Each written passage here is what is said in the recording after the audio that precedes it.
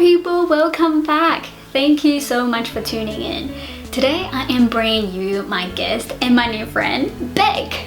We were introduced by one of our mutual friends and I am so thankful for this encounter. She has a podcast called the Conscious Convo and it is bloody amazing. By the way, convo is Australian slang for conversation. Her podcast is something that will trigger your brain to think differently. It will help you grow personally. It will teach you how to deal with the self that you are right now, to help you to deal with emotions, how to overcome fear. The podcast is raw, it's honest, it has no BS, and it will help you start viewing your life differently. In a good way. I am so excited for her to share her story with you, and I am sure after listening to this interview, you will want to listen to her podcast. So enjoy! Yeah. Well, before we start anything, I just want to say hi officially. It's so nice Hi! to see your face. It's so nice to meet. Oh my god, you're recording! Yeah, I am! Oh, I didn't realize. It's okay. I can edit stuff out. No, that's fine. Funny. It's fine. It's so nice to see you. Like in person, not in person, but virtually. Well, before I start asking any more questions about you, I would love to know, how are you feeling today? I'm feeling this morning, I woke up and I had a bit of a sleep in, which was nice. I allowed myself a bit of a sleep in and I had a sauna. I'm feeling really good. I'm feeling really grounded. Yeah, I don't know. I'm feeling very fired up about like what's happening in the world at the moment.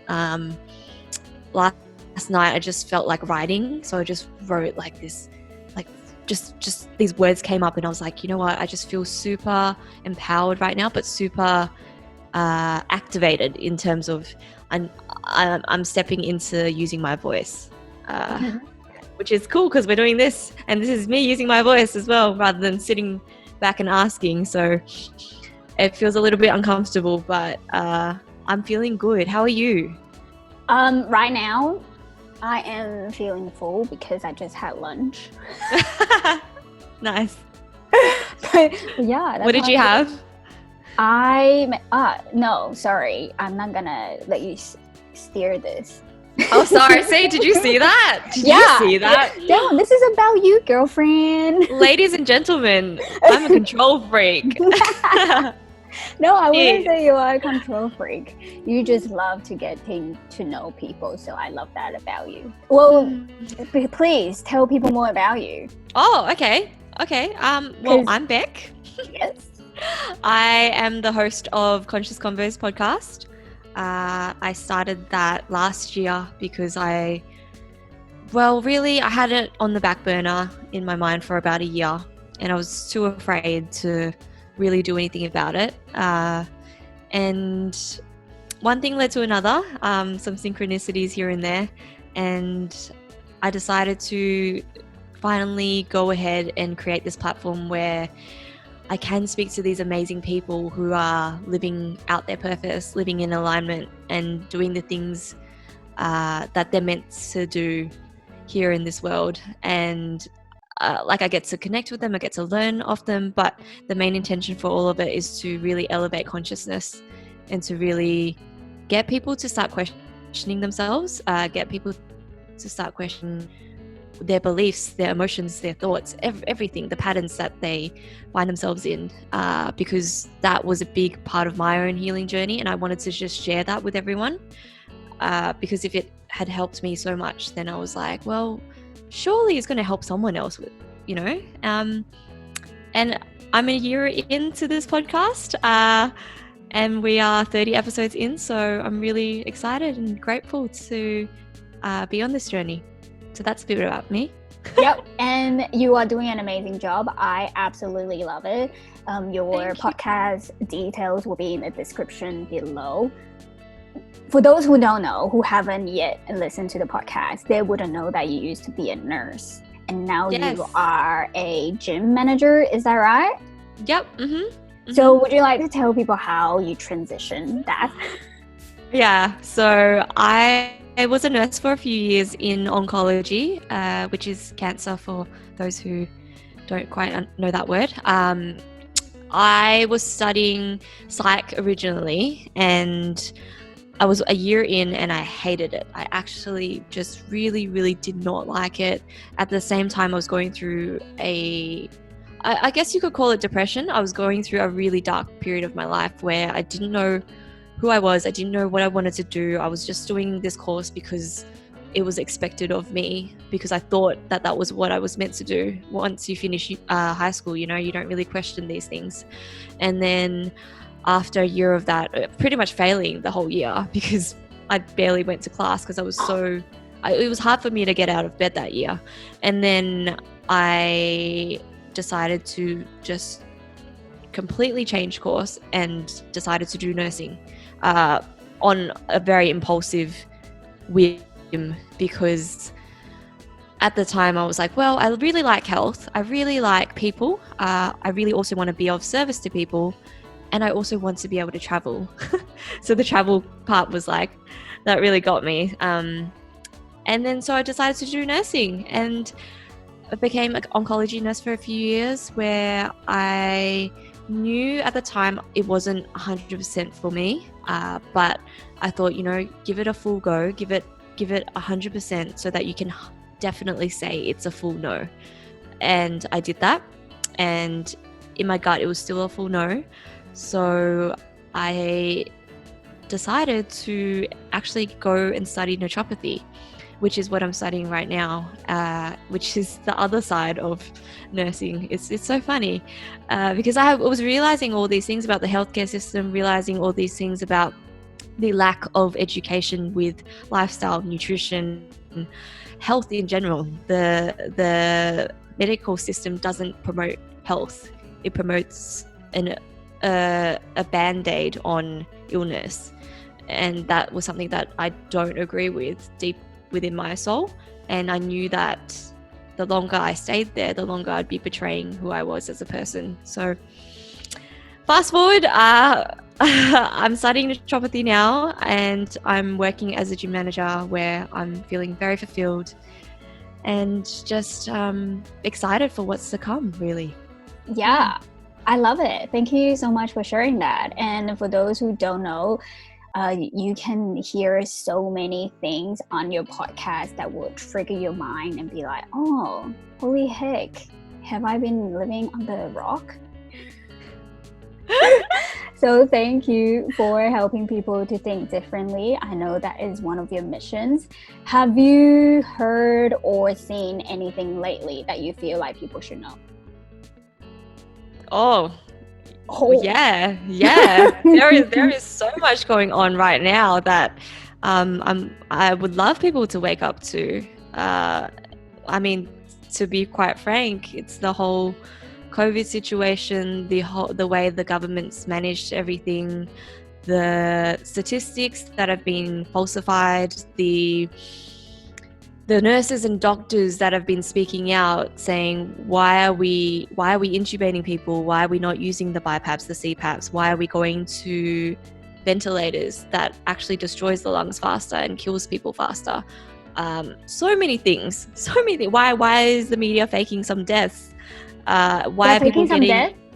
Yeah, definitely. There's been like people captured. There's photos of people that have been like, this poor boy has died of COVID, and the whole article on them. And then if you research their name, that's not actually their name. And if you research like a bit further, you find out that these are actually victims of other things, and they've died like a few years beforehand. So people are just manipulating a lot of information right now, and people who are speaking up are getting censored on YouTube, they're getting censored on Facebook, on Instagram, they're getting shadow banned, and I'm not okay with that. So that is what I would like people to be curious and be open to look into, because there's a lot going on right now that just doesn't add up. Well, I would like to say thank you for not being okay with it. because yeah, you shouldn't be okay with it. So thank you so much for waking more people up to, I guess, the truth, really. And because you are, well, I don't know if I should say this because I know this from your podcast, but anyways, you sort of started the self-development journey because of a breakup, or did something else actually happen beforehand? No, that was the big catalyst. Yeah, but like generally, I would say just generally in personal development. Yeah, because in general, when people have a breakup or whatever, they will just be sad or whatever. They wouldn't go like, oh, maybe I need to work on myself. So like, how did that happen? I mean, I was definitely sad. I think it was through the sadness and the immense heartbreak, like that I've truly found myself. It was so dark, that period. I had never experienced any pain like that before. It was a whole new level, and that's something that's big coming from someone who went through depression in their early 20s. This was a different type of pain. But that is exactly where people should start when there is such pain, because with pain, it brings so much opportunity for you to look at yourself and the situation and your emotions and really just reflect and assess perhaps where you might have gone wrong, perhaps where you might have not stood up for yourself or allowed X, Y, Z to happen when it shouldn't have. A lot of my self-reflection started because of that, and I don't think that if I didn't go through what I went through, I wouldn't be talking to you right now like this. But I definitely did feel the sadness, and that was one of the big lessons for me, to actually feel my emotions, because I had spent so much of my life running from them, not knowing how to deal with pain, not knowing how to deal with sadness, grief, shame, guilt, all of these emotions, because no one teaches you these things when you're in school. So the first thing that you want to do whenever they do surface is run or numb and pretend like they don't exist, which in the end always bites you in the ass. Yeah, because totally. There's so much truth to emotion, and when there's so much truth to emotion, it's impossible for you to run from it in the end. Yeah, I agree. For those who are still quite afraid to face their own emotions, because I feel like people don't need to hit that bottom or be in so much pain to start experiencing it. So how and where do you suggest people start? To start understanding their own emotions? I mean, you can do it straight away with any relationship that you're in. We are emotional beings. It's the truth of who we are. It's the essence of who we are. If you actually watch yourself in a day, you realize how much of that time you spend emotionally reacting to people.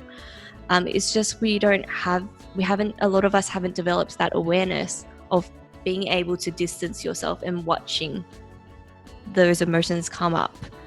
Instead, we've developed coping mechanisms like I did. I went to alcohol, I had an exercise addiction, I went to food, binge eating, all of these things in order to not have to feel them. But I think the first step is awareness, being aware that whenever you are triggered, there's an emotion there that is trying to get your attention, that is trying to teach you something there. And that will happen on a daily basis. It will happen almost in any interaction. And whenever you're feeling uncomfortable, that is the first sign. Whenever you're feeling like something's not sitting right in me, that's a sign to go look further. So awareness would be the first key. And I guess just being able to speak about it as well to people, being able to label it in your head, being able to be like, because a lot of the time people feel discomfort, but they don't know what that feeling is besides just that surface level of it just doesn't feel right. So sitting with yourself and digging deeper, because we all have the answers and no one can actually tell you what that feeling is except for you. And if you sit there for long enough, the answer will come, whether it be guilt, whether it be shame, whether it be jealousy, like all of these things that you already know deep within what it is. It's just you just have to have the courage to sit with it and know that you are learning through it, you are gaining a treasure from it, and that you are growing from it. It's there for a reason. Yeah, I love it. Thank you for sharing that. Do you do anything daily to remind yourself? Remind myself of being present with your feelings? Yeah. So I journal. Journaling is a very, very key part to my growth. I find that whenever I'm able to write my thoughts or my emotions out, it automatically creates a distance for me where I can very objectively look at it and not be consumed by it, and then break it down to understand why it's there. So that's been a huge part of it. Movement, being able to move out my physical body, move out the energy in my body, that's been a huge part. Things like just being able to sit with myself and not necessarily meditate, because I'm not the best meditator, but then again, there's no such thing as being the best meditator, right?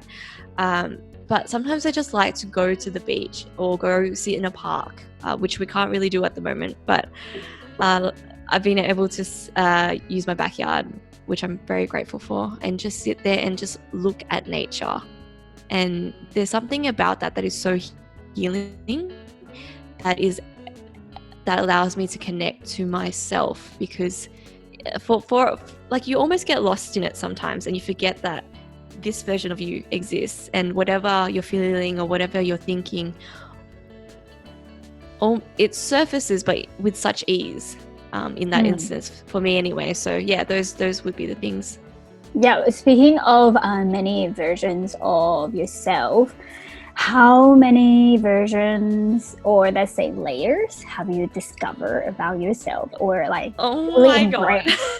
Oh my God, how much time do you have? I feel like every day I discover something new about myself. Like, I'm sure you understand that, like, when you're on this journey of really committing to doing the work with yourself, within yourself, when you're on this journey of discovery, sometimes it is so exhausting, because every interaction, every moment, every day, you learn something new about yourself. So I don't know how many layers of this onion of Bek I've shed, but that's the beauty of it as well, you know. Like, sometimes I'm like, sometimes it takes me 5, 6, 7 times to really learn a lesson. Sometimes it takes me months or years. Like, that's the beautiful thing about this process. It's not instant. There is no end to it either. But once you really commit to it, it takes you to a whole new depth and beauty of living and experiencing. Totally. We are forever changing and growing. And exactly, discovering new things and new self. Yeah, exactly. So just before, you mentioned that you have 30 episodes. Yep, right? I think, yeah. I don't know, 29 or 30, something like that. Yeah. So what has been the top 3 favorites of yours? Favorites. Oof. I mean, like, to be honest, they've all really impacted me in one way or another. Otherwise, I wouldn't have put them out. If you've happened to have a chance to listen to any of them, you would know that through listening to them, a lot of them, even though some topics might not relate to me at all, you know, that at the end of the at the end of the day, the core message of it is that we are all human, and that we all experience pain, and that we all experience joy, grief, love, fear, all of these things. Top 3. Oh, this is really hard. Okay. Number 1, I guess, would be Cindy O'Meara, the first episode that I did. That was amazing. I actually interviewed her again yesterday, which was really awesome. That one was epic in the sense that I had organized that with her before even having a podcast yet. And that was purely because I needed to commit to myself, and I needed to raise the stakes so high that I couldn't back out, because I had done that in the past. So I was like, you know what? Let's back yourself in this corner and let's do it. Sometimes you just for doing that.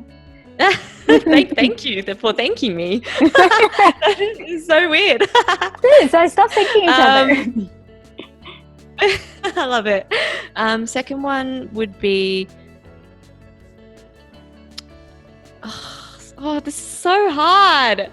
Second one would be Dr. Prash. I think I really enjoyed the psychedelic one, just because that topic in itself is so controversial, and not many people quite understand psychedelics, especially in the way that he describes it, which is in the therapeutic sense. And I think me putting out that episode and really owning the fact that psychedelics have made an impact in my life was like a yes to myself, like a yes, you're doing this because this is authentic to your journey and to who you are, and also because it doesn't matter how controversial a topic is. There is, if it's helped you, and if it's helped so many thousands of people, this is something to be talked about. Third, I guess that actually, you know what? Third, I'm gonna say that the episode 1, which is actually episode like 16.5, which is me being interviewed by one of my friends, Sinead, because that was something that I'd been putting off for ages. I've always had a lack of confidence when it comes to really owning my story and owning my voice, and it took me so long to even organize that podcast, to be okay with doing that podcast, and even just like the whole process of putting that out. I've just felt naked because I was so vulnerable in that podcast that a part of me was like, is that overshare? Like, do people need to know this, you know? And the logical part of me was like, no one needs to know any of this. Like, it doesn't really, it's not necessary. But the fact that I did that, coming from someone who never knew what her emotions were, who always had walls up, who lived her life in fear of people knowing who the real me was because I was just scared of being judged. Like, to this version who was like, you know what, this is my story. This is my pain. This is what I've gone through. It's not an amazing story. Like, it's not like something that you'd write a movie out of, you know, but it is my story. It's not like I've heard better stories, you know, but like the fact that I was able to own that and share it, knowing that there is so much power in vulnerability and relatability, that's what really connects us as human beings, was a big yes for me. Yeah, so those would be my top 3. Sorry, long answer. Oh, good. And I love it. Thank you again for being so raw and honest, because you wouldn't know that someone out there would honestly relate to what you have experienced. So thank you for sharing, because it is hard to be vulnerable. Well, that's the thing though. It's hard at the start, but then the more you do it and the more free you become by doing it, the more you can't not do it. Exactly. It's like you can't not be you the more you are you. And that is the beautiful thing about being vulnerable and being true to yourself. So for those who are listening and watching, if you are struggling, please look at Bek and I now, because we all have our own stories. And honestly, once you become more vulnerable about yourself and, just wanting to know the truth, you will feel freer. Yeah, definitely. And like, it's amazing because after I released that podcast, I got so many messages going, oh my God, like, thank you for sharing that because I've gone through something similar. And I was like, whoa, like you just don't know what other people are going through. And sometimes it just takes that one story. Sometimes it just takes that one moment where you just let your walls down so that your heart can connect to someone else's. Totally. Incredible. Now, I would also like to say thank you to Nicole. Hi, Nicole, if you're watching. Hey, Nicole. Hey, Nicole. What a legend. Nicole's so cool. Yeah, you're cool. Well, because, like I said before, you are trying to help people to think differently. And actually, you didn't really say what you want to share with people other than what is happening with the COVID. Oh, so in general, like, what do I want to share with people? Oh, you just froze. Hi. Hi, you're back. Yeah. Yeah. No, sorry. So what you have heard and saw recently? What I have heard recently? That you think that people should know?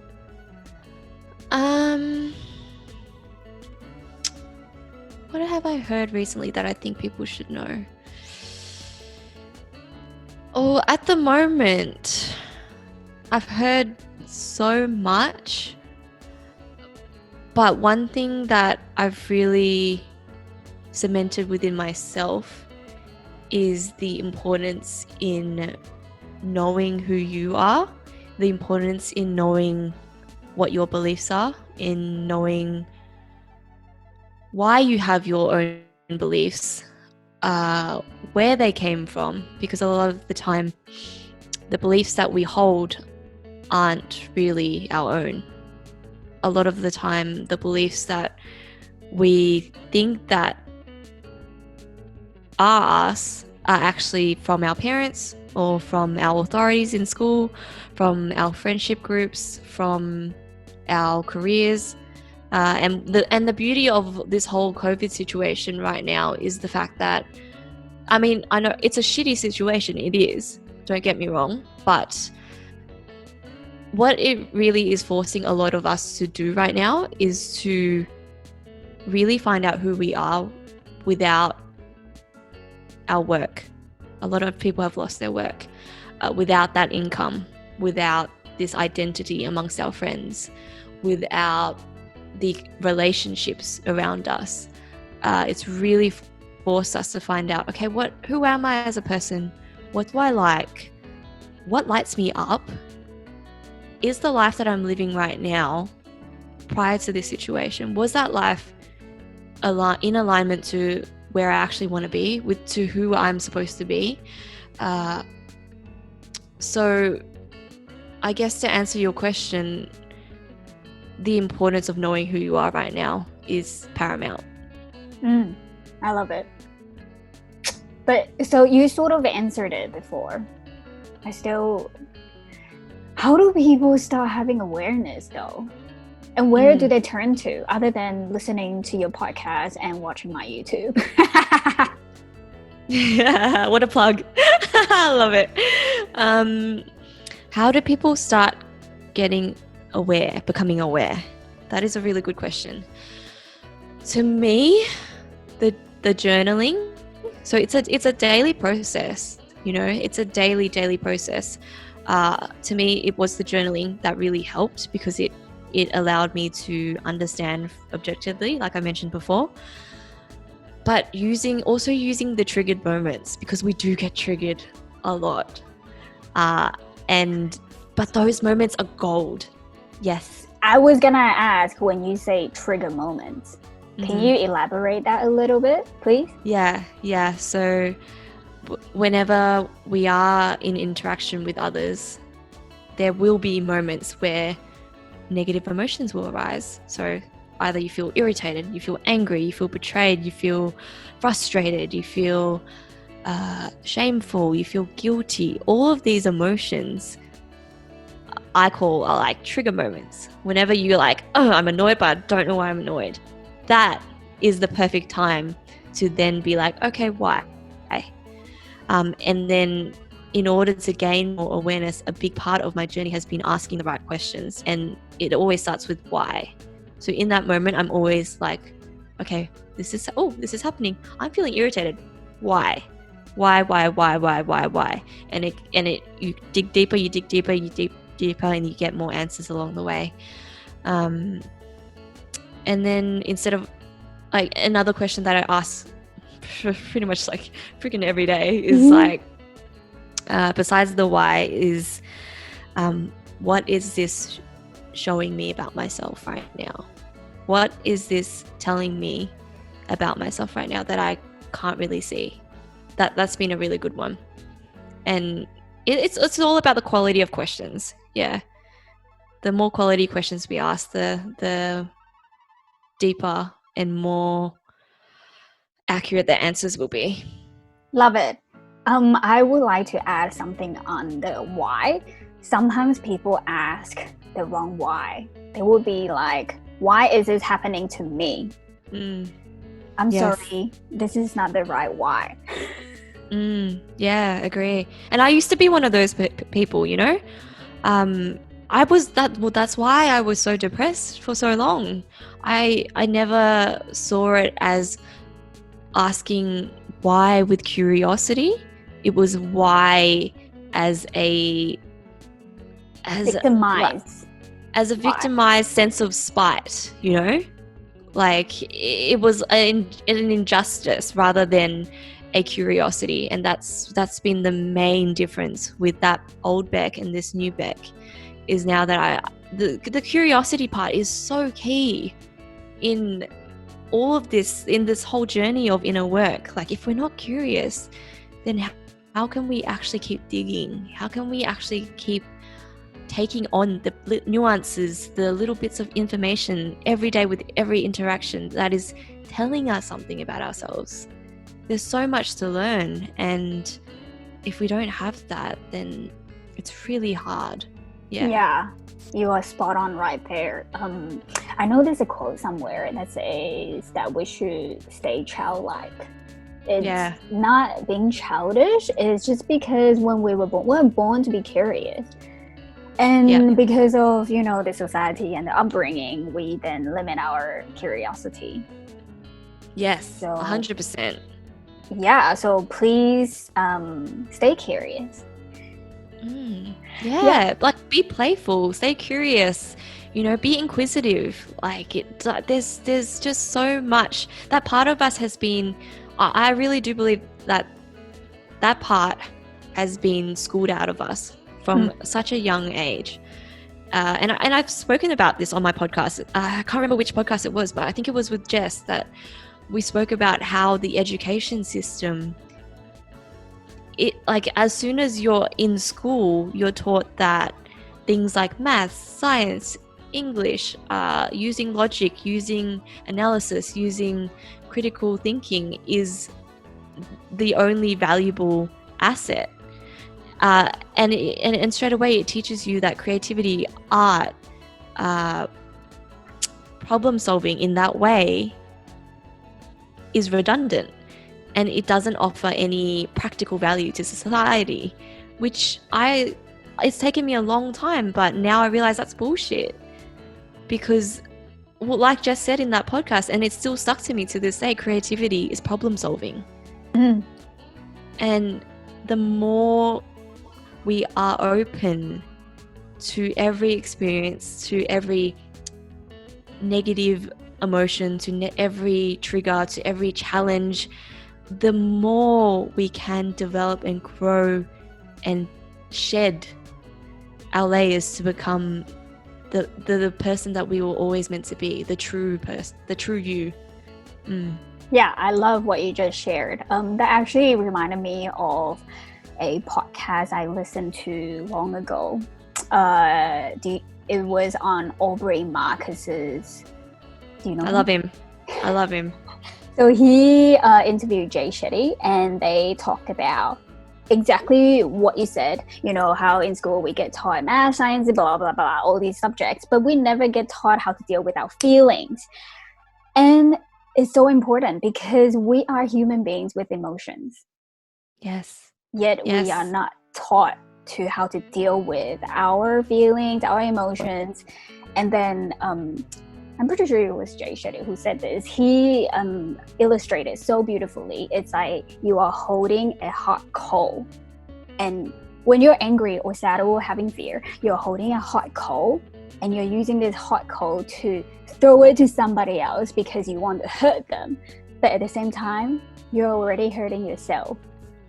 I love that. Me too. And that is how blind, I guess, we are to dealing with emotions. So yeah, thank you. Well, we've never had the frameworks. We've never been taught the frameworks on how to deal with them. And not even just that, we've never learned through experience, through living, that feeling our emotions is safe. And that's why a lot of us fear it, because we feel like whenever things, emotions do arise, we feel like it's never going to end. 2, it's going to kill me. 3, oh my God, because of all of this uncertainty and this unknown, and because I've always sought externally for others or devices to numb myself, to self-regulate, I don't actually know how to regulate myself. So now with this COVID situation, a lot of us are being forced to learn how to self-regulate.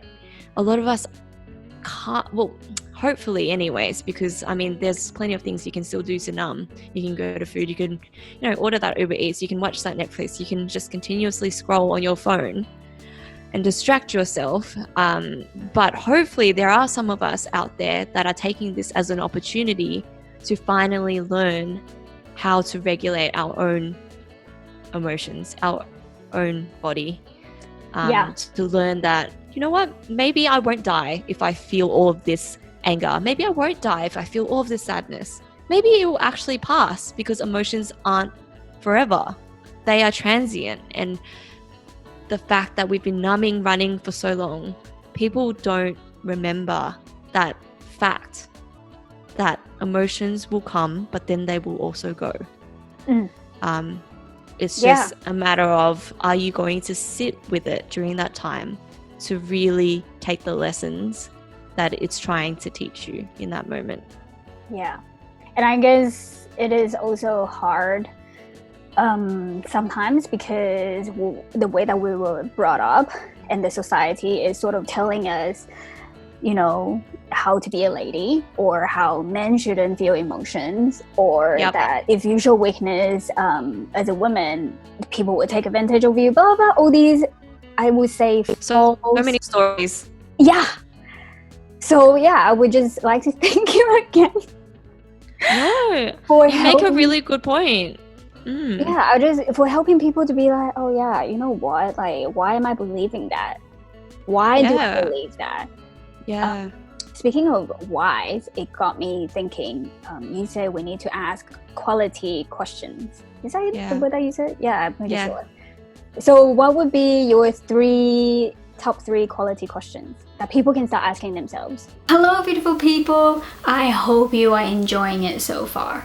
Bek and I have so much to talk about, and I don't want to cut our conversation short. So please click here for part 2. And if you have been enjoying the content that I have been putting out so far, please don't forget to subscribe. Share it with someone, because you never know what they're going through.